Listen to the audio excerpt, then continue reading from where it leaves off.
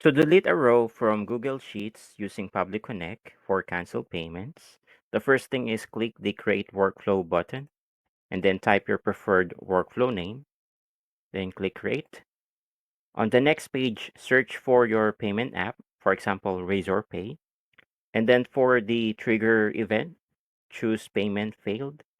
Next is just follow the instructions on the screen to connect your Razor Pay to Pabbly, and then click the Add button. Search for Google Sheets. For the action event, choose Lookup Spreadsheet Rows. Click Connect. Next is you can choose Select Existing Connection or Add New Connection to connect your Google Sheets account to Pabbly, and then click Save. Once your account is connected to Pabbly, choose your spreadsheet that you would like to use, and then click the Add button. And again, search for Google Sheets.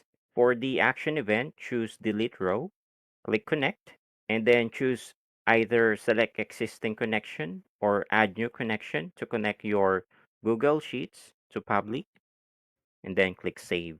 All right, now you know how to delete a row from Google Sheets using Pabbly Connect for cancel payments.